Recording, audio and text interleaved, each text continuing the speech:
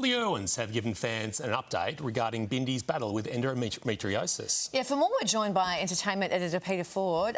Pete, Bindi recovering well? She is, and it was 2 weeks ago that we were sitting and talking about her and the fact she'd been rushed to hospital. At the time, we thought rushed to a Las Vegas hospital, but in fact, she was airlifted to New York where the surgery was conducted. Her appendix were removed and also 14 I always have trouble saying it, endometriosis lesions. So it was a lot more serious than we thought at the time. So fast forward 2 weeks and Bindi has given us an update. It would seem, looking by the photographs that she's posted, up that she is still in New York. Maybe the doctors have advised her not to fly too soon, but she is recovering and healing really well. And once again, we can see that in that area of endometriosis, that she really is again being a voice and leading by example and putting it on the table for people to discuss. She's even, as you can see there, she's even tagged in to the appropriate association to get more information and better understanding of it and research, all of those things. So yeah, the news is good from Bindi. Her brother Robert's also posted to let everyone know how thrilled he is that she's on track and improving too. So yeah, good times for Bindi ahead. All right, and another celebrity has given an update on their health. Billy Joel's nearest and dearest have shared some news on his current status. Yeah, well, you may have caught up with that news over the weekend. It was concerning that all of his future concerts have been cancelled immediately, and he has been diagnosed with this rare brain disorder called normal pressure hydrocephalus. I hope I've said that correctly. HCP is what people normally refer to it as. It is quite rare. To be honest, I'd never heard of it, but that's his condition. And I would imagine, given that we have seen in the last, I guess it's 18 months, various times where he's been unwell and been falling, I suspect he'd be very thrilled to at least have an actual diagnosis now, so he knows what it is that he's fighting. And interestingly, one of the tweets I saw yesterday was from Danny Bonaducci, who you might recall from the Partridge Family.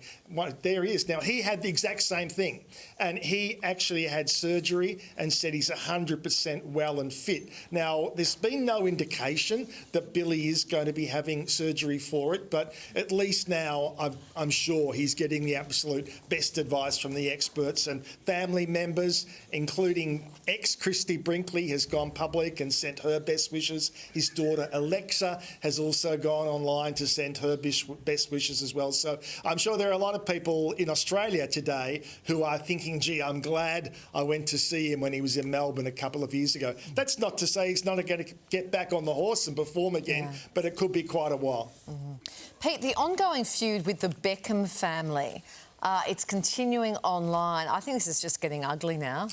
You almost think they're baiting each other, because they must know that everything they put up gets analysed and dissected, and people maybe read things into it, maybe even things that aren't correct. But the latest is a post from Brooklyn, and I guess the words that jumped out on people is that I always choose you, baby, and that's when he's referring to Nicola. Now, of course, a lot of the backstory to this, people have suggested Nicola is the problem, and to say I choose you, baby, clearly does make you think there may be something in that. I don't know why there would be any situation where he would be forced to choose between his family or Nicola, but his brother Cruz, I think interestingly also, has gone online, somewhat randomly, has gone on to basically put up a picture of the family and sing the praises of his mum and dad. So, you know, once again, you do that, you're giving the story another day of life. So I'm sure we'll be talking about it multiple times this week. It's always healthy to play out family battles on Instagram, I think. It's not a good look, is it? It's sad. Yeah. And Pete, the box office battle between two films is proving to be, well, quite the contest. Yeah, well, certainly we thought it was going to be more or less a neck-and-neck thing. It hasn't turned out to be. So over the weekend, the movie Lilo and Stitch in the American market made $145 million US. That's a lot of money. It's a big success. Mission Impossible only made $63 million US. That's in the American market. Now, it was the Memorial Day weekend, which is a very big weekend to have movies opening. Now, Mission Impossible is doing a lot better in the foreign markets, including here in Australia and a lot of the Asian markets. So it's still going to end up being quite a success, but Tom would not like it after all of that hype that was generated, all the big opening nights, all the interviews. He really worked it. It does seem to be something of a disappointing result, and worst of all, it does seem to be falling back day by day, and that will worry him.